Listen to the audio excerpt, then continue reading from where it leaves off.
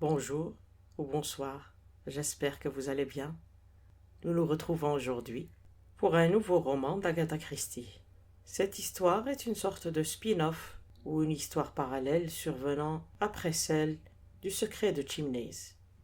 Avoir lu Le secret de Chimneys n'est pas obligatoire pour suivre ce roman, mais c'est fortement conseillé. Alors le livre s'intitule Les 7 cadrans. Chapitre 1er. L'art de se lever le matin. L'aimable jeune homme qui avait pour nom Jimmy Thesiger descendit l'escalier de Chimneys à toute vitesse. Son allure était si rapide qu'il heurta Treadwell, le majestueux majordome, au moment où celui-ci traversait le hall, portant un supplément de café. Grâce à la présence d'esprit de l'impeccable domestique, une catastrophe fut évitée. « Désolé, dit Jimmy, suis-je le dernier à descendre ?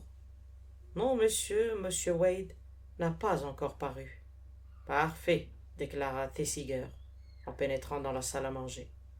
Il n'y trouva que son hôtesse, Lady Coote, dont le regard chargé de reproches lui causa une sensation pénible.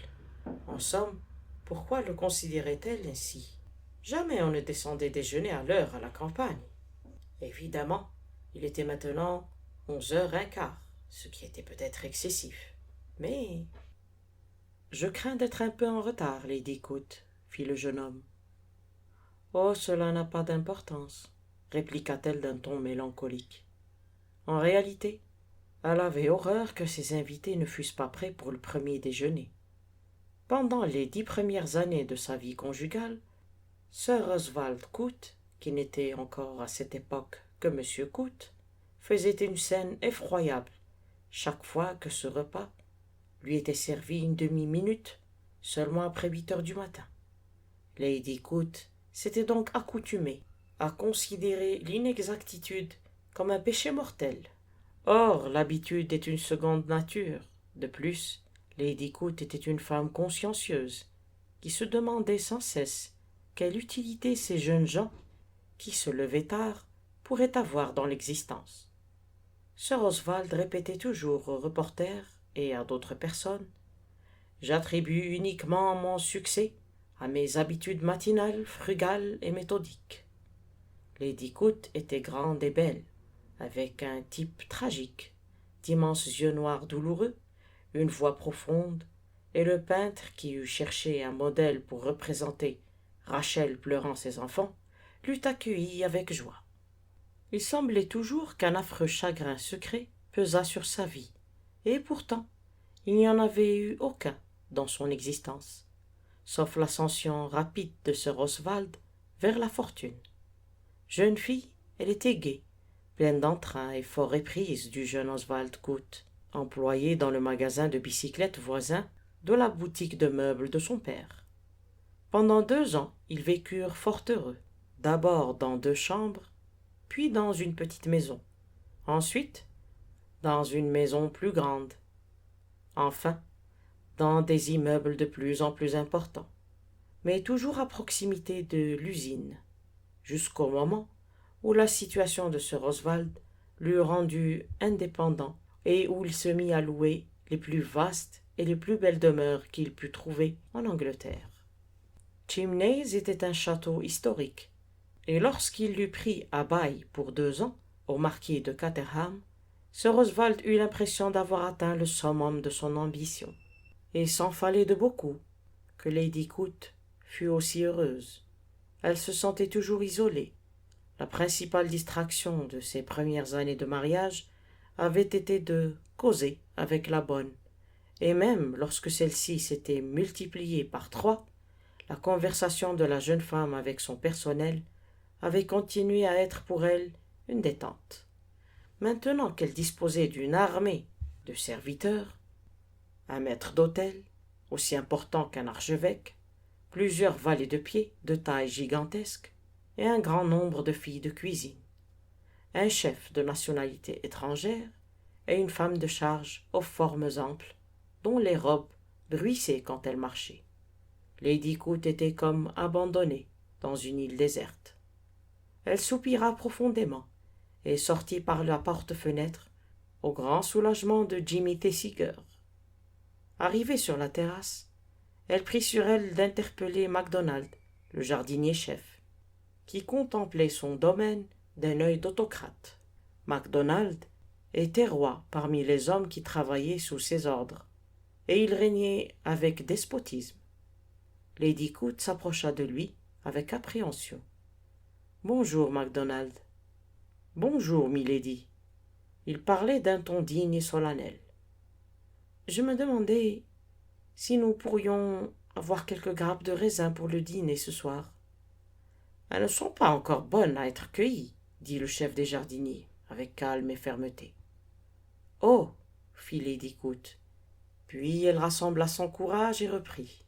« Pourtant, je suis entrée hier dans une des serres et j'ai goûté quelques grains qui m'ont paru excellents. » MacDonald la regarda, et elle rougit, car elle se rendait compte qu'elle avait pris une liberté impardonnable. Évidemment, feu la marquise de Caterham n'aurait jamais commis l'incorrection d'entrer dans sa propre serre pour y goûter du raisin. « Si milady avait donné des ordres, déclara sèchement MacDonald, j'aurais fait couper une grappe, et je la lui aurais fait apporter. »« Je vous remercie, » balbutia Lady Coot. « C'est ainsi que j'agirai la prochaine fois. »« Mais les raisins ne sont pas encore mûrs. »« Non, sans doute, » répondit l'infortuné. « Mieux vaut peut-être les laisser. » MacDonald garda un silence plein de dignité. Lady Coot reprit son courage. « Je voulais vous parler de la pelouse qui se trouve derrière la roseraie. Je me demande si on ne pourrait pas l'utiliser pour y jouer aux boules. Sir Oswald aime beaucoup le jeu de boules. » Lady Coot avait appris l'histoire d'Angleterre. Elle savait que Sir Francis Drake et les chevaliers qui étaient ses compagnons jouaient aux boules lorsqu'on signala l'approche de l'armada. C'était là une occupation de gentilhomme à laquelle MacDonald ne pouvait raisonnablement faire aucune objection. Mais elle avait compté sans le trait dominant du caractère de tout bon jardinier-chef, qui est de s'opposer a priori aux propositions qui lui sont faites. « Sans doute on pourrait l'employer pour cela, » déclara MacDonald d'un ton peu encourageant. « Oui, n'est-ce pas, en la nettoyant, en la coupant, » reprit Lady Coot avec espoir. « Évidemment, » déclara lentement MacDonald, « cela pourrait se faire.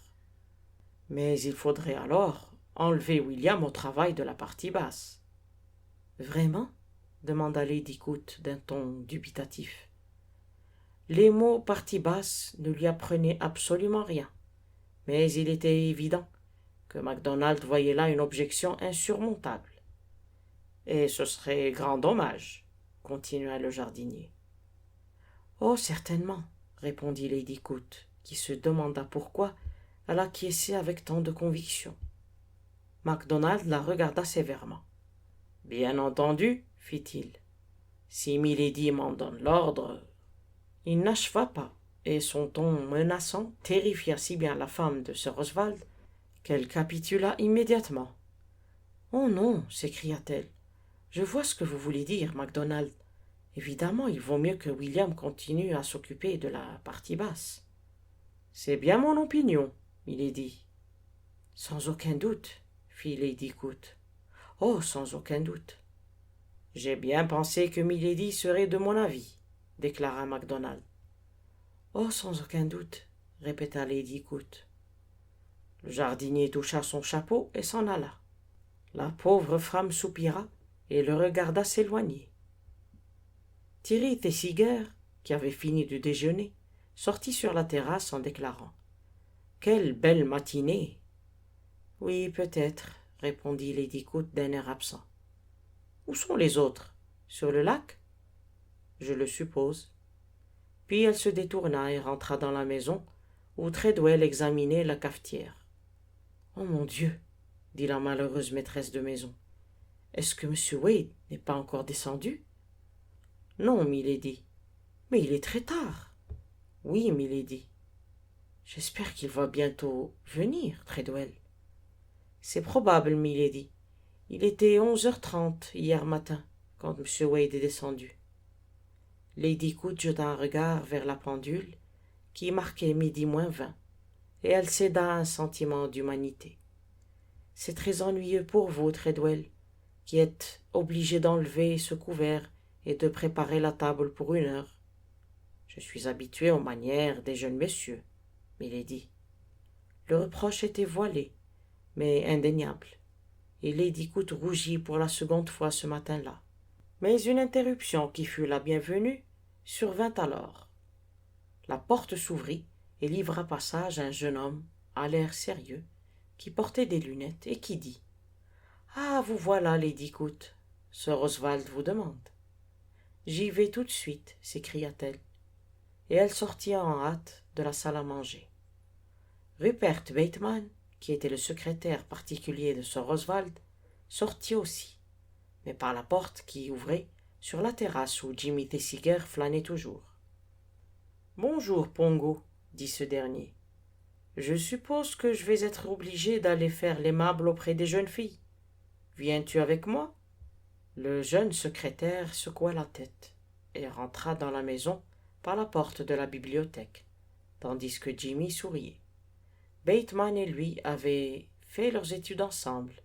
Rupert était déjà un garçon sérieux, portant des lunettes, et qui, sans cause apparente, reçut le sobriquet de Pongo.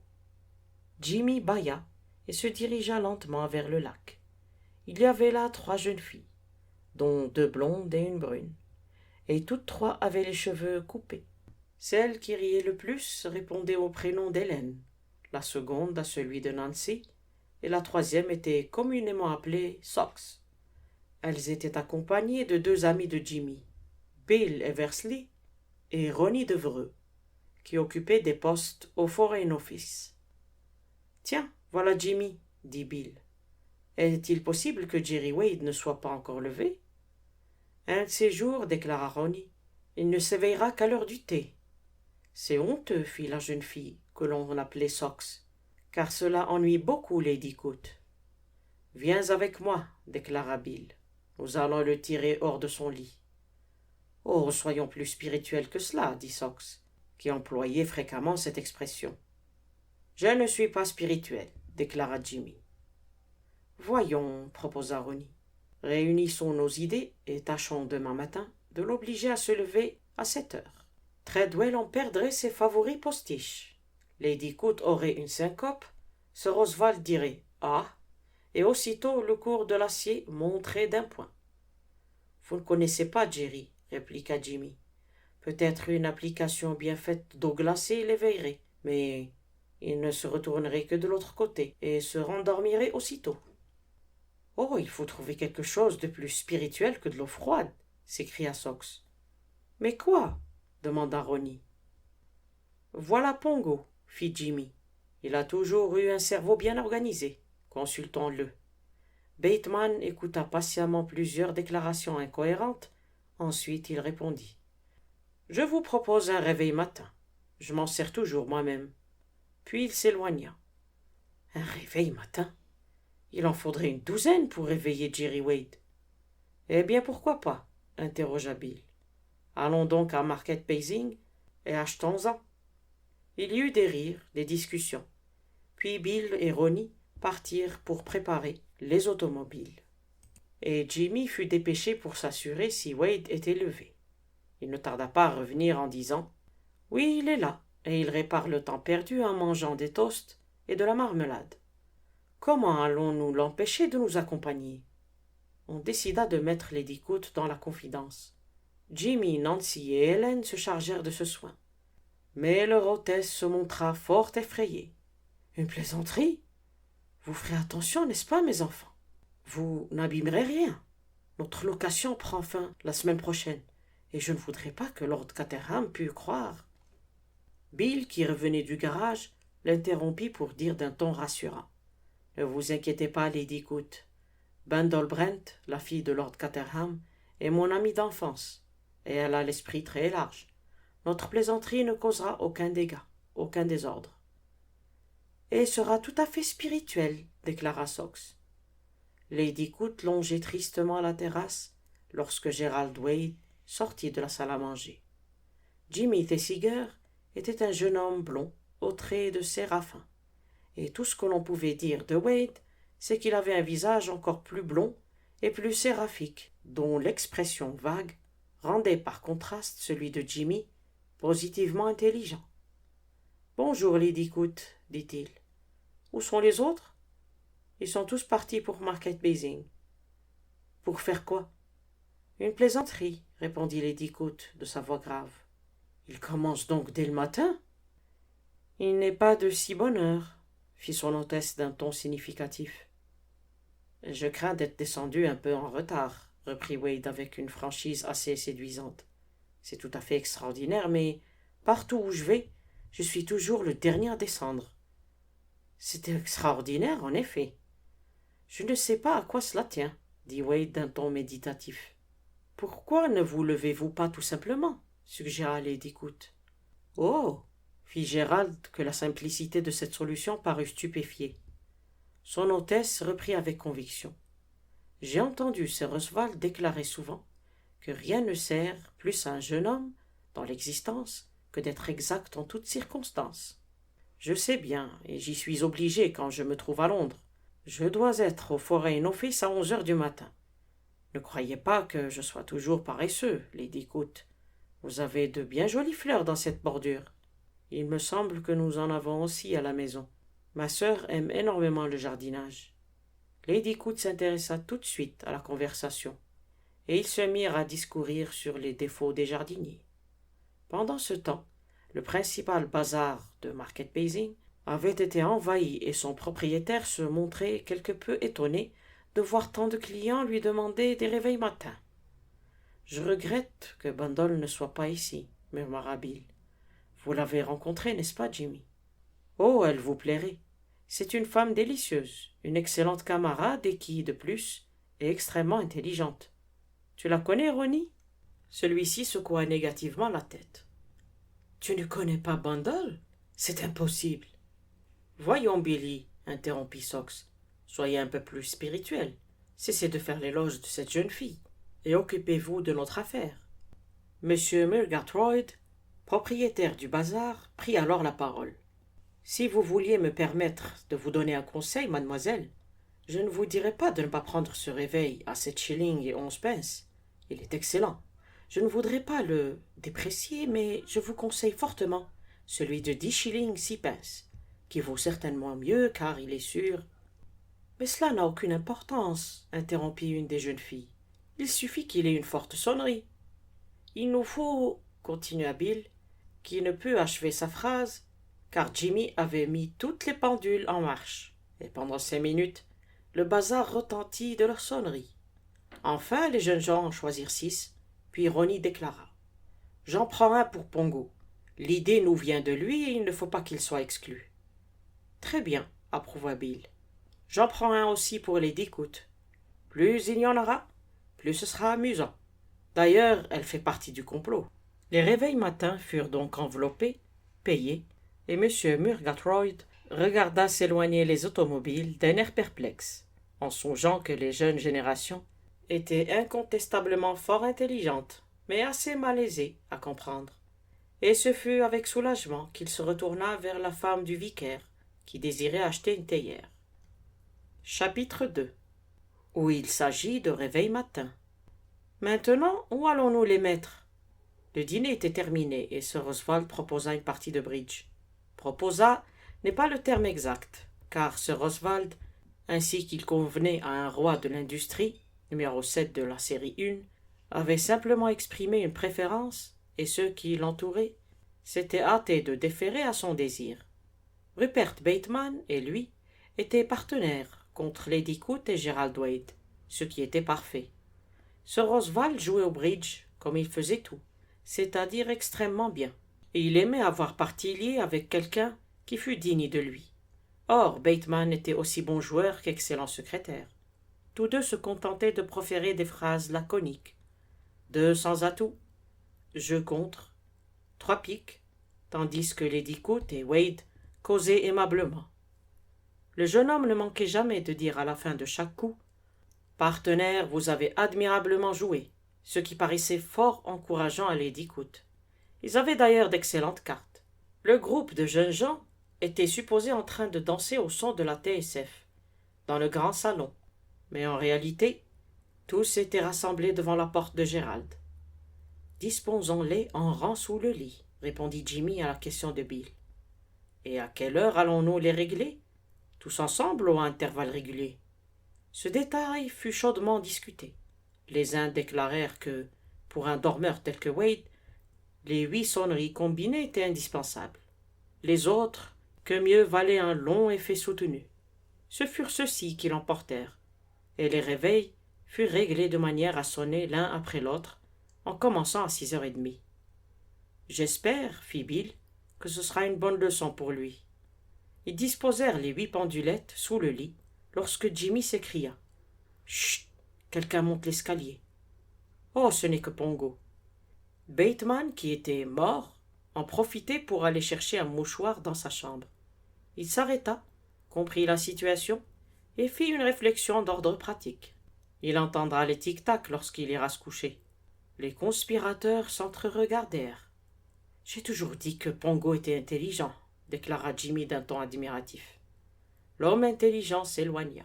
« C'est vrai, » fit Ronnie Devreux. « Ces 8 réveils vont faire beaucoup de bruit, et même quelqu'un d'aussi niais que Jerry s'en apercevrait. »« Je me demande s'il est autant qu'on le croit, » dit Jimmy Tessiger. « S'il est autant quoi? Aussi bête que nous le supposons. » Ronnie le regarda avec étonnement. « Voyons, nous le connaissons tous. »« Est-ce bien sûr? » interrogea Jimmy. « J'ai quelquefois pensé qu'il n'était pas possible à qui que ce soit d'être aussi borné, que Jerry veut en avoir l'air. » Tous le regardèrent et le visage de Ronnie devint grave. « Jimmy, déclara-t-il, vous avez un cerveau. »« Comme Pongo, » ajouta Bill. « Oh, je viens seulement de songer à ce que je vous ai dit, » fit Jimmy comme pour se défendre. « Voyons, ne cherchons pas tous à être spirituels, » s'écria Sox. « Qu'allons-nous décider? Voici Pongo qui revient. Demandons-lui ce qu'il faut faire, » proposa Jimmy.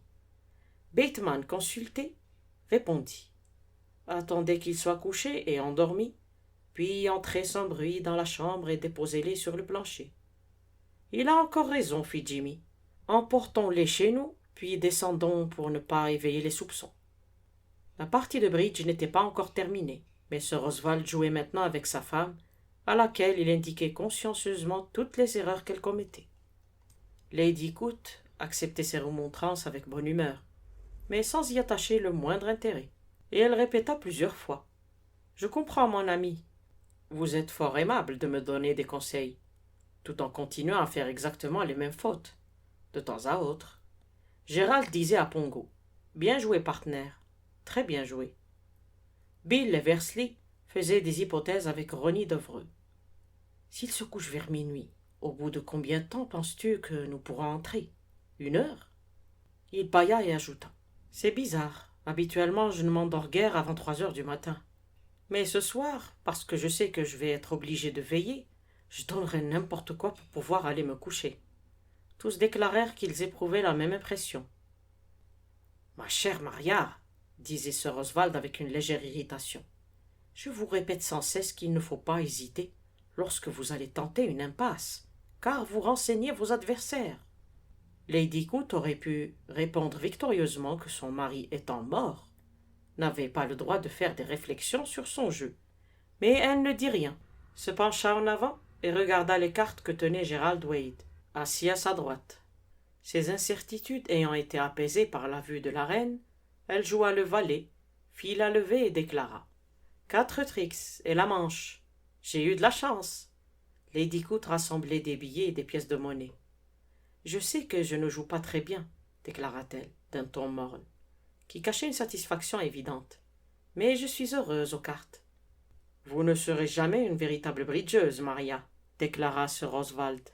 « Non, mon ami, vous me le dites sans cesse. Pourtant, je fais beaucoup d'efforts. »« Incontestablement, » murmura Wade, et elle ne s'en cache même pas.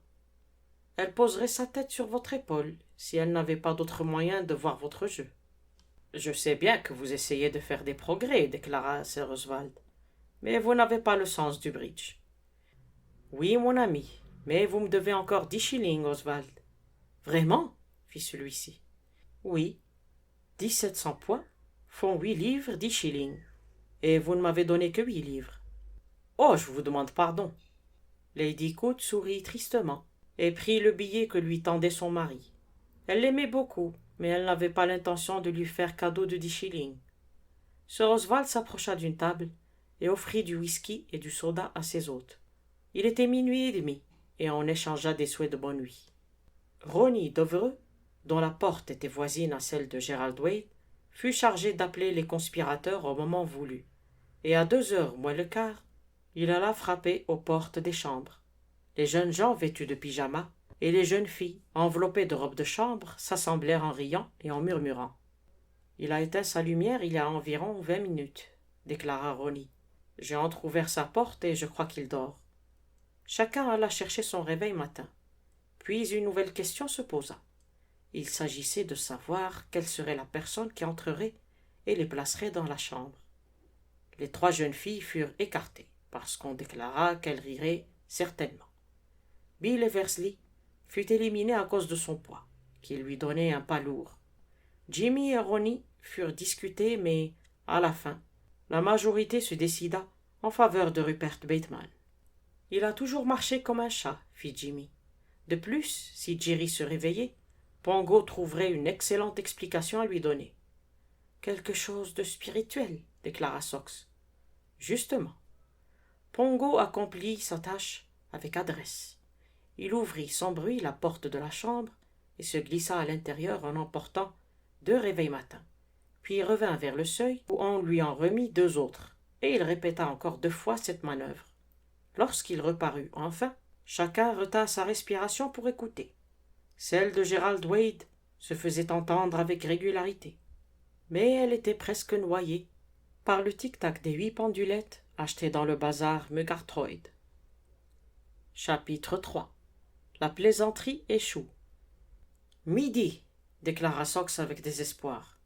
En tant que plaisanterie, celle-ci paraissait avoir fait long feu. Cependant, les réveils matins avaient accompli leur office, car ils avaient sonné avec une vigueur qui fit sauter hors de son lit Ronnie, convaincu que le jour du jugement dernier était arrivé. Si l'effet produit était tel dans la chambre voisine, que devait-il avoir été de près? Ronnie alla appliquer son oreille contre la porte de Jerry, mais il n'entendait rien d'autre que le tic-tac monotone des pendulettes. Au même instant, la sonnerie suivante éclata avec un bruit aigu qui eût exaspéré un sourd. Sans aucun doute, M. Murgatroyd n'avait pas vanté exagérément sa marchandise, mais il était évident que le sommeil de Gerald Wade défiait toute interruption. « C'est invraisemblable, » grommela Jimmy. « Cela me paraît extraordinaire, » déclara Bateman de son air sérieux. « Il devrait consulter un médecin. »« Je crois, » fit la jeune Sox, « qu'il se moque de nous. Il s'est certainement éveillé, mais il va descendre en prétendant n'avoir rien entendu. » Tous la regardèrent. « C'est possible, » déclara Bill. « Il est tout simplement très spirituel, » dit Sox. « Il paraîtra encore plus tard que d'habitude, simplement pour nous ennuyer. » Comme il était maintenant plus de midi, cette option fut partagée par tous. Seul Ronnie la discuta. « Vous oubliez, dit-il, que je me trouvais derrière sa porte lorsque le 3e réveil matin a sonné. Quoi que Jerry ait pu se décider à faire par la suite, il devait tout de même être étonné à ce moment-là, et il aurait manifesté sa surprise. Où l'avais-tu mis, Pongo? Sur sa table de chevet. C'était une excellente idée, reprit Ronnie, qui ajouta en s'adressant à Bill. Si une forte sonnerie retentissait à quelques centimètres de ton oreille, à 6h30 du matin, que dirais-tu? Mon Dieu, répondit Eversley, je serais... Et il s'arrêta court. Évidemment, répliqua Ronnie. Moi aussi, et tout le monde en ferait autant. L'homme primitif reparaîtrait. Or, il ne s'est pas manifesté.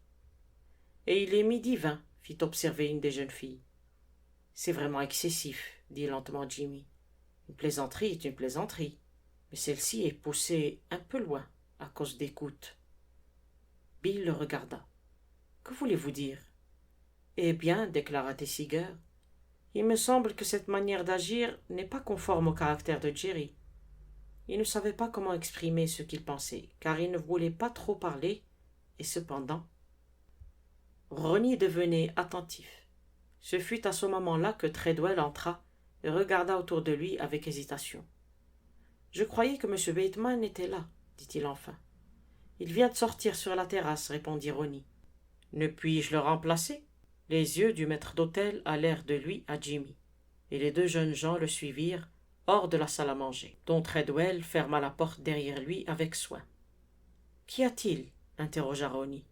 Monsieur Wade ne descendant pas, monsieur, j'ai pris la liberté d'envoyer James dans sa chambre et il est revenu très ému. Treadwell s'arrêta puis reprit.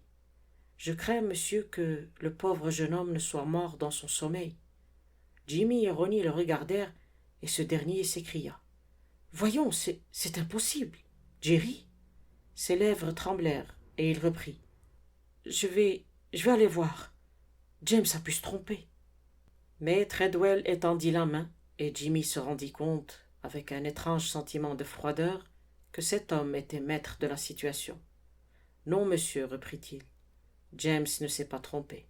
J'ai déjà envoyé chercher le docteur Cartwright et, en attendant, je me suis permis de fermer la porte à clé avant de prévenir Sir Oswald de ce qui s'est passé. Il faut que j'aille parler à M. Bateman. Treadwell s'éloigna et Ronnie demeura comme pétrifié. « Jerry » murmura-t-il. Jimmy le prit par le bras et l'entraîna vers une partie déserte de la terrasse où il le fit asseoir. « Remettez-vous, mon vieux, » lui dit-il doucement. Mais il le regarda avec quelque curiosité car il ne se doutait pas que Ronnie fût si lié avec Gerald Wade. « Pauvre Jerry, » dit-il d'un ton pensif. Il paraissait pourtant se porter fort bien. Ronnie fit un signe affirmatif. Toute notre plaisanterie des réveils matins paraît macabre maintenant, continua Jimmy. C'est étrange, comme la comédie et le drame se mêlent souvent. Il parlait un peu au hasard pour donner à Ronnie le temps de se ressaisir. Celui-ci murmura. Je voudrais bien voir arriver le docteur, car il me tarde de savoir. Quoi donc? De quoi il est mort? Jimmy fit une moue. D'une maladie de cœur, je suppose. Mais Ronnie eut un rire moqueur. Voyons, Ronnie. Eh bien, Jimmy eut peine à poursuivre. Vous ne croyez pas, vous ne supposez pas qu'il a été assassiné? Ronnie ne répondit pas et continua à regarder droit devant lui. Tessiger hocha la tête et attendit. Ce fut l'arrivée de Treadwell qui interrompit leur silence. Le docteur désire voir mes messieurs dans la bibliothèque. Ronnie se précipita vers la maison, suivi de Jimmy. Le docteur Cartwright était un homme jeune, au visage intelligent et énergique. Bateman, qui avait l'air plus sérieux que jamais, fit les présentations. « On me dit que vous étiez lié avec M. Wade, » commença le médecin en s'adressant à Ronnie. « J'étais son meilleur ami. » Ah, cette mort, quoique fort triste, paraît assez simple. Ce jeune homme paraissait avoir une bonne constitution. Savez-vous s'il avait l'habitude de prendre des narcotiques?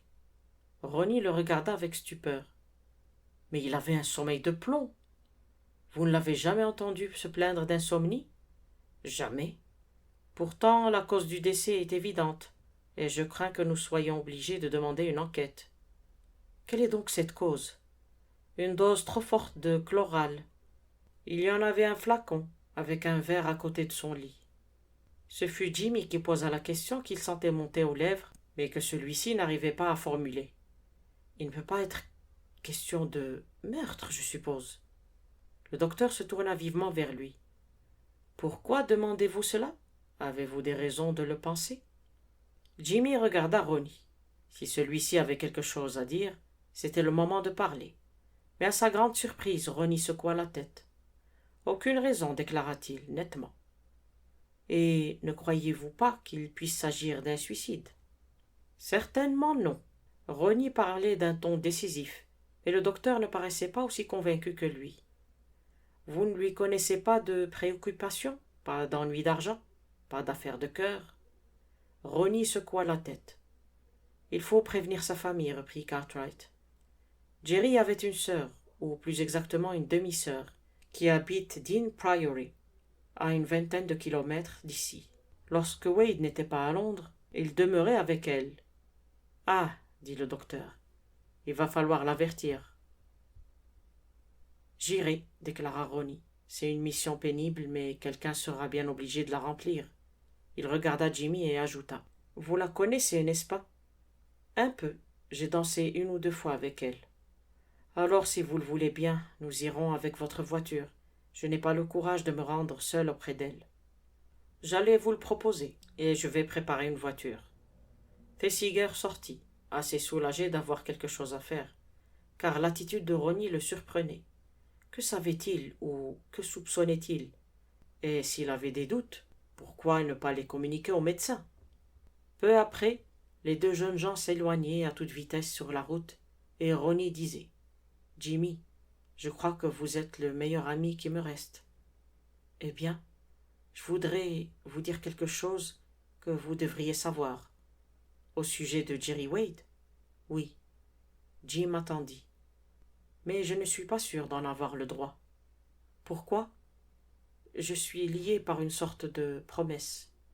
Oh, alors peut-être vaut-il mieux que vous ne disiez rien. Il y eut un nouveau silence. Pourtant, j'aimerais, Jimmy. Vous êtes plus intelligent que moi. Et je n'y ai pas grand mérite, répliqua Thesiger brutalement.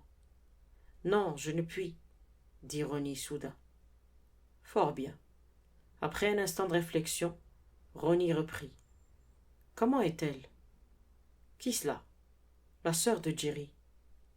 Jimmy ne répondit pas immédiatement, et lorsqu'il reprit la parole, il dit d'un ton qui s'était quelque peu modifié. Elle est très bien, tout à fait bien. Je sais que Jerry lui était fort attaché, il en parlait souvent. Elle aimait beaucoup son frère, cela va lui porter un coup terrible. Oui, nous avons là une mission bien pénible à remplir.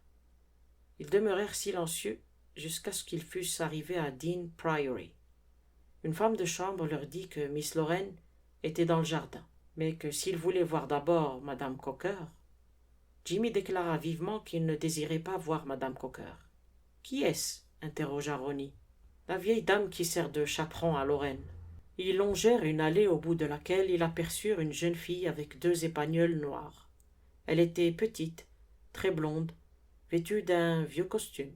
Ce n'était pas du tout le type de femme que Ronnie s'attendait à trouver. Elle vint à la rencontre des 2 amis, après avoir saisi un de ses chiens au collier. « Comment vous portez-vous » dit-elle. « Ne faites pas attention à Babette. Elle a des petits, et elle est très méfiante. » L'attitude de Lorraine Wade était d'une extrême simplicité, et tandis qu'elle levait la tête en souriant, ses joues devinrent roses. Elle avait des yeux d'un bleu très foncé, qui s'agrandirent soudain, comme si elle devinait un malheur. Jimmy se hâta de dire « Voici Ronnie Devereux, Miss Wade. Vous avez dû entendre parler souvent de lui. »« Oh oui, » répondit la jeune fille en adressant un beau sourire amical à Ronnie. « Vous faites tous 2 un séjour à Chimneys, n'est-ce pas? Pourquoi n'avez-vous pas amené Jerry? »« Nous n'avons pas pu, » commença Devereux, puis il s'arrêta. Jimmy revit un regard passer dans les yeux de Lorraine et dit « Miss Wade, je crains, nous vous apportons de mauvaises nouvelles. »« Jerry? Oui, il est... » Elle frappa du pied avec une violence soudaine. « Oh, parlez, parlez !» Puis elle ajouta en se tournant vers Ronnie. « Dites-moi la vérité. » Jimmy éprouva un sentiment de jalousie et, en cet instant, il comprit ce qu'il n'avait pas voulu jusqu'alors s'avouer à lui-même.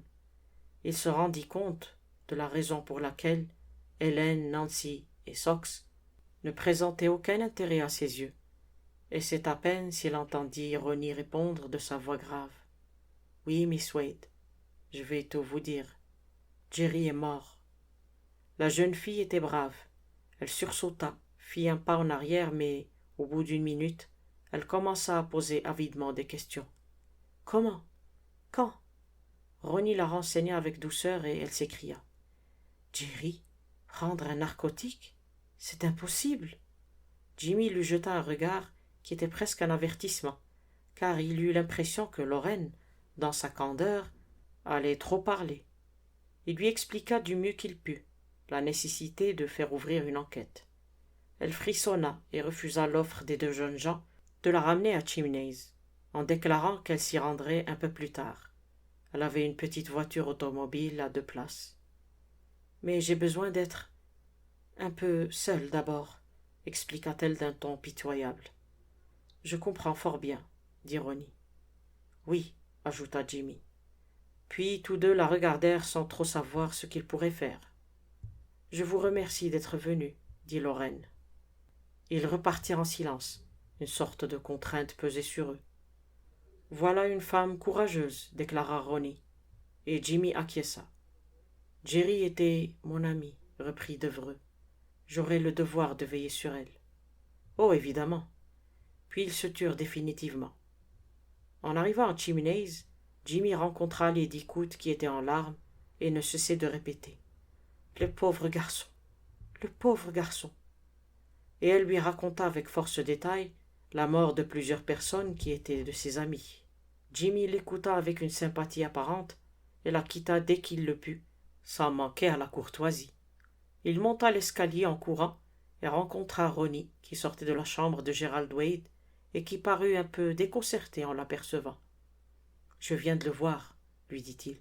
« Est-ce que vous y allez aussi ?»« Je ne crois pas, » répondit Thesiger, qui était jeune, plein de santé, et que la pensée de la mort impressionnait désagréablement. « J'estime que tous ceux qui l'ont connu devraient y aller. »« Vraiment ?» répondit Jimmy, qui estima, à part lui, que Ronnie se montrait fort étrange en cette circonstance.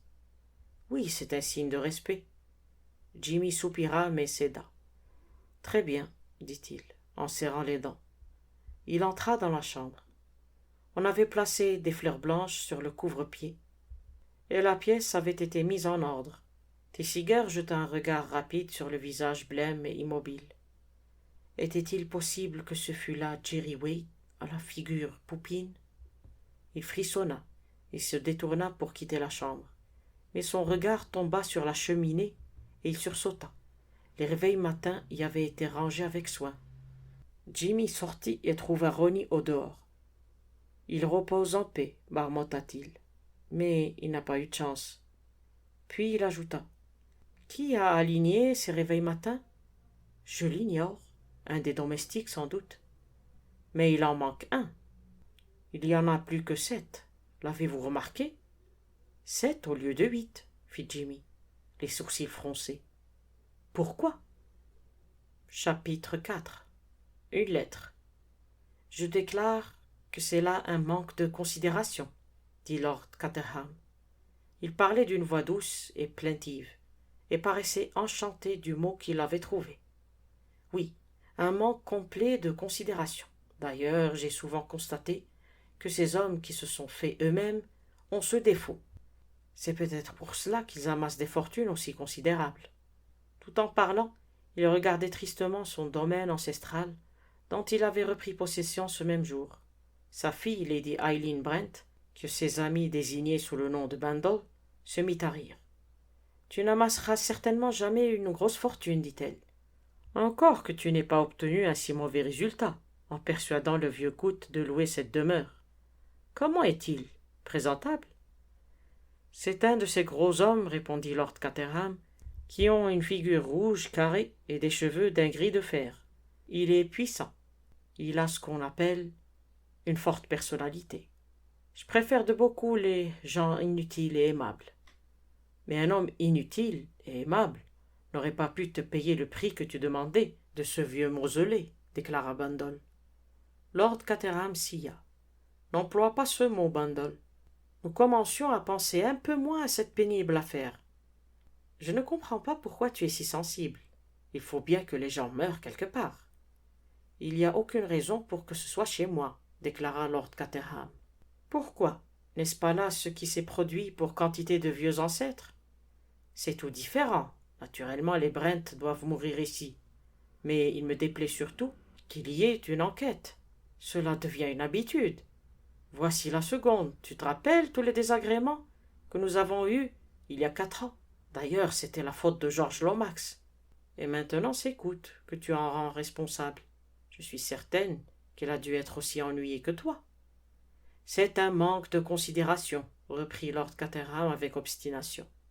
On ne devrait pas inviter des gens qui sont capables de faire une chose pareille. Tu diras ce que tu voudras, Bundle, je n'aime pas les enquêtes et je ne les aimerai jamais. Mais ce n'est pas le même cas que la dernière fois, dit la jeune fille d'un ton réconfortant. Je veux dire qu'il ne s'agit pas d'un assassinat. On aurait pu le croire, à en juger par toute l'importance que ce stupide inspecteur a donnée à l'affaire. Il ne s'est jamais remis de celle d'il y a 4 ans, et il s'imagine que chacune des morts qui se produit ici doit être causée par un meurtre doublé d'un complot politique. Tu n'as pas idée des complications qu'il a fait surgir. Treadwell m'a tout raconté. Il a cherché partout des empreintes digitales, et bien entendu, n'a trouvé que celle du mort. Il n'y a rien d'obscur dans cette affaire, bien qu'on ne sache pas s'il s'agit d'un suicide ou d'un accident. J'ai rencontré Gerald Wade une fois, dit Bundle. C'était un ami de Bill. Il t'aurait plu, papa, car je n'avais jamais vu quelqu'un d'aussi insignifiant. Aucune personne qui viendrait ainsi mourir dans ma maison ne me plairait, déclara Lord Caterham d'un ton entêté. Je ne puis imaginer que quelqu'un ait eu l'idée de l'assassiner, continua Bundle. C'est absurde. Évidemment, et tout le monde a cette opinion. Il faut être un âne comme l'inspecteur Raglan pour supposer le contraire. Je pense qu'il a voulu se donner l'air d'un savant en relevant des empreintes. D'ailleurs, on a conclu à une mort accidentelle, n'est-ce pas? Lord Caterham fit signe d'assentiment. Oui, on a bien été obligé de respecter les sentiments de sa jeune sœur. Wade avait donc une sœur? Je l'ignorais. Une demi-sœur, je crois. Il s'interrompit car Bundle venait de se précipiter sur la terrasse en appelant d'une voix autoritaire. « MacDonald !» Le roi des jardiniers approcha et esquissa un sourire de bienvenue, qui se dissimula cependant sous son air naturellement lugubre.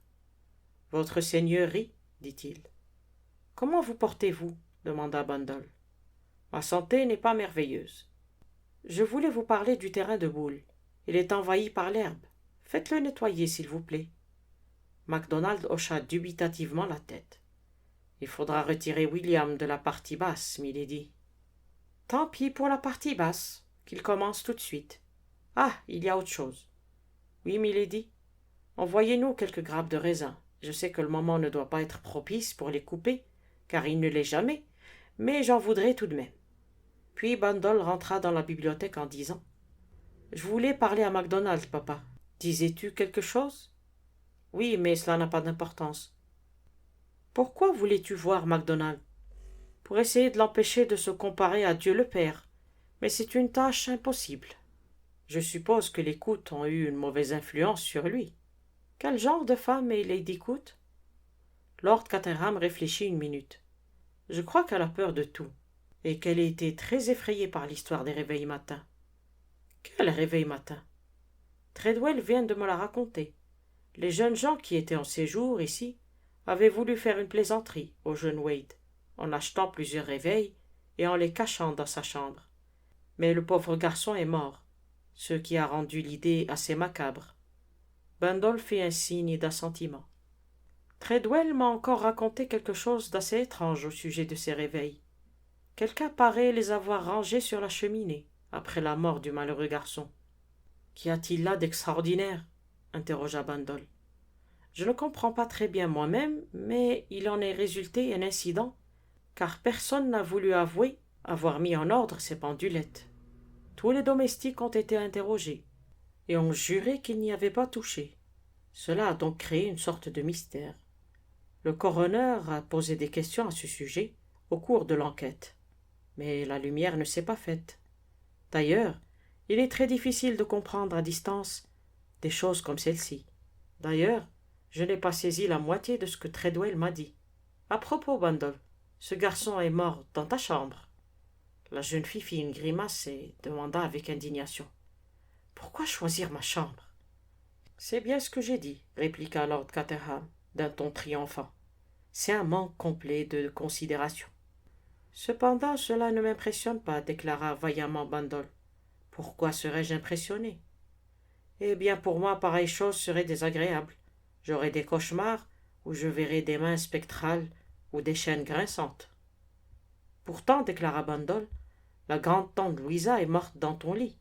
Je m'étonne que tu ne vois pas son fantôme tourner autour de lui. »« Je le vois quelquefois, » dit Lord Caterham en frissonnant, « surtout quand j'ai mangé du homard. »« Heureusement que je ne suis pas superstitieuse, » répliqua Bundle. Pourtant, ce soir-là, lorsqu'elle fut assise devant son feu, les pensées de Lady Eileen revinrent vers le gai jeune homme qu'était Jerry Wade. Il était impossible de supposer qu'un être si heureux de vivre ait pu, de propos, délibéré, se donner la mort. Il devait avoir réellement pris un narcotique et accidentellement forcé la dose. C'était possible, car Bandol ne croyait pas que Wade eût été d'une intelligence supérieure. Son regard se tourna vers la cheminée, et elle commença à songer au réveil matin. La femme de chambre lui avait rapporté un détail, sans doute omis par Treadwell, qui avait piqué la curiosité de la jeune fille. 7 pendulettes avaient été alignées sur la cheminée, après la mort de Jerry, et une 8e fut retrouvée sur la pelouse, sous la fenêtre, par laquelle on la jeta sans doute. Mais pourquoi? Ce fait parut étrange à Eileen. Il se pouvait qu'un domestique eût rangé les réveils, puis que, effrayé par les questions posées à ce sujet, il l'eût nié, mais aucun d'entre eux n'aurait jeté un objet de ce genre dans le jardin. Jerry Wade, pris de colère lors de la première sonnerie, avait-il eu un geste de dépit? Mais non. Bandel se rappelait avoir entendu dire qu'il avait dû mourir avant l'aube et rester d'abord un certain temps dans le coma. Vraiment, cette histoire de pendulette était bizarre, et Bandel pensait qu'elle aimerait en parler à Bill Eversley, qui avait été l'un des invités. La jeune fille, ayant l'habitude d'agir rapidement, se leva et alla à son bureau. En voulant l'ouvrir, elle sentit une résistance, et elle se rappela que cela lui était déjà arrivé une fois parce qu'une enveloppe obstruait le mécanisme. Elle prit donc un mince couteau à papier et l'introduisit dans la fente. Une feuille apparut. Bandol la saisit et constata que c'était un début de lettre. La date frappa aussitôt son attention. 21 septembre. 21 septembre, dit-elle lentement. Mais c'était... Elle s'interrompit pour réfléchir. C'était bien le 22 que Wade fut retrouvé mort. Donc cette lettre avait dû être écrite le soir même du drame. Bandol la lissa de la main et lut. Ma chère Lorraine, je reviendrai mercredi. Je me porte à merveille et je serai bien content de te revoir. Oublie ce que je t'ai dit au sujet des 7 cadrans. Je croyais qu'il s'agissait d'une plaisanterie, mais c'est infiniment plus grave. Je regrette de t'en avoir parlé, car ce n'est pas le genre d'affaire auquel une enfant comme toi doit être mêlée. Donc oublie cela. Je voulais te dire encore autre chose, mais j'ai tellement sommeil que je ne puis tenir les yeux ouverts. Oh, c'est à propos de Lurcher, je crois. La lettre s'arrêtait là. Bandol demeura immobile, les sourcils froncés. Les 7 cadrans? N'y avait-il pas un bas quartier de Londres qui portait ce nom? D'ailleurs, ces 2 mots éveillaient en elle un autre souvenir.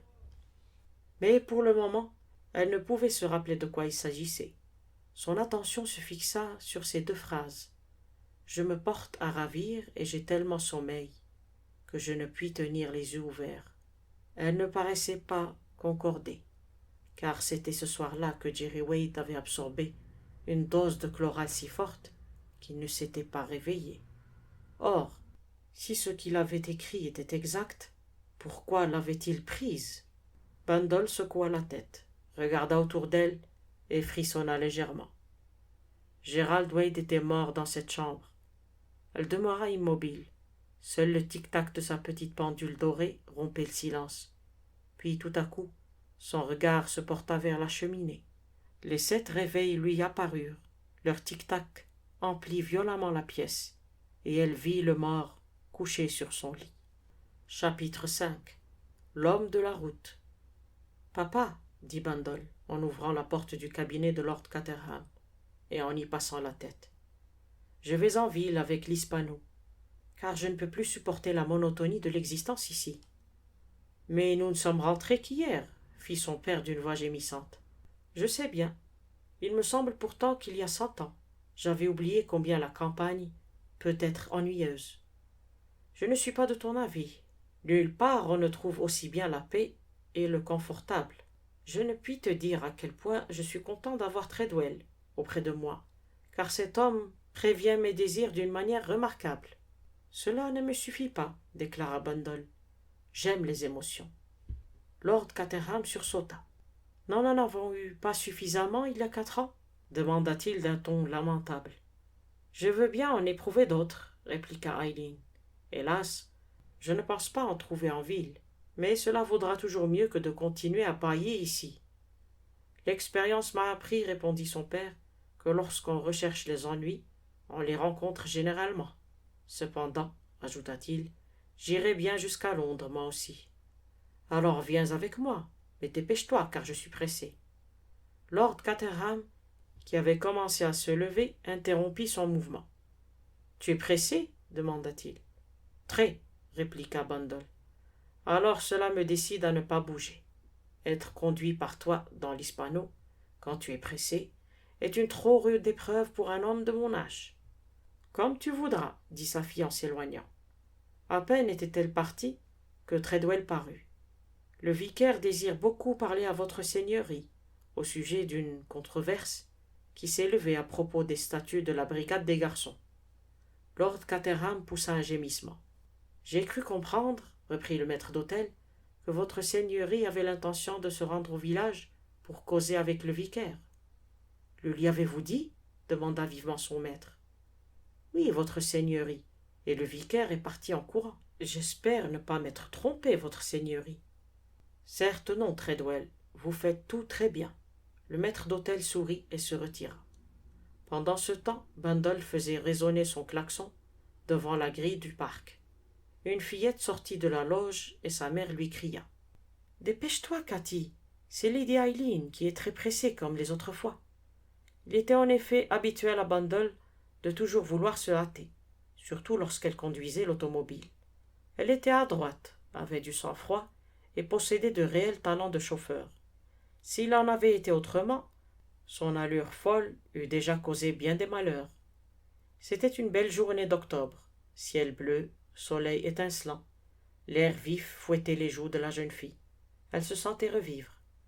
Elle avait envoyé le matin à Lorraine Wade, avec quelques mots de condoléance, la lettre inachevée de Jerry. L'étrange et pénible obsession que cette lettre faisait peser sur elle s'atténuait un peu à la clarté du ciel et à la vitesse de l'Hispano sur la route déserte. Cependant, elle voulait une explication. Elle verrait Bill Eversley pour obtenir des précisions sur la réunion de Chimneys, si tragiquement terminée. Soudain, un homme surgit de la haie qui bordait cette route et se dressa juste devant la voiture. Il était impossible d'arrêter celle-ci à temps. Bundle tourna de toutes ses forces le volant à droite et faillit jeter l'automobile dans le fossé. Mais elle la redressa avec la conviction de n'avoir pas touché l'homme. Puis elle se retourna et éprouva un choc terrible car l'inconnu était étendu, la face contre terre, et demeurait immobile. La jeune fille sauta hors de la voiture et courut vers lui. Elle n'avait jusqu'alors écrasé qu'une vieille poule, et la pensée qu'elle n'était pas responsable de cet accident ne lui apportait aucun soulagement. L'homme paraissait ivre, mais elle l'avait tué, et son cœur battait un grand coup sourd qui résonnait à ses oreilles. Elle s'agenouilla auprès du corps et le retourna avec précaution. L'inconnu ne poussa même pas un gémissement. La jeune fille vit qu'il était jeune, avait une figure agréable et qu'il était bien habillé. Elle ne discernait aucune blessure apparente, mais cependant elle se rendait compte qu'il était mort, ou qu'il allait mourir. Ses paupières battirent et ses yeux s'ouvrirent à demi. Des yeux bruns, qui avaient une expression douloureuse. Le jeune homme essayait de parler, et Bundle se pencha sur lui. Elle sentait qu'il avait quelque chose d'urgent à dire, et qu'elle ne pouvait l'aider. Il murmura enfin d'une voix sifflante. « 7 cadrans. Dites. » « Oui, fit Bundle. Évidemment, c'était un nom que le malheureux cherchait à prononcer. « Qui dois-je prévenir ?»« Dites. Jimmy Thesiger, balbutia-t-il enfin. Puis soudain sa tête tomba en arrière et son corps s'affaissa complètement. Eileen recula. Elle tremblait de la tête aux pieds, car elle n'aurait jamais cru qu'une chose aussi terrible pût lui arriver. Cet homme était mort et c'était elle qui l'avait tué. Elle essaya de se ressaisir. Que devait-elle faire? Elle pensa tout de suite à un médecin. Il était peut-être possible que l'inconnu fût simplement évanoui. La raison de Bundle lui affirmait le contraire, mais elle essaya d'agir comme si cela était. D'une façon ou d'une autre, il fallait qu'elle mît le jeune homme dans sa voiture et qu'elle l'emmenât chez le médecin le plus proche. Seule sur la route, donc personne qui puisse l'aider. Bandol était mince, mais vigoureuse, et elle avait des muscles d'acier. Elle rapprocha l'hispano aussi près que possible du corps, puis, rassemblant toutes ses forces, elle l'y attira et l'y poussa. C'était là une tâche macabre, mais elle la mena à bien. Elle se remit ensuite au volant et partit. À 2 kilomètres plus loin, elle pénétra dans une petite ville où on lui indiqua la maison du médecin.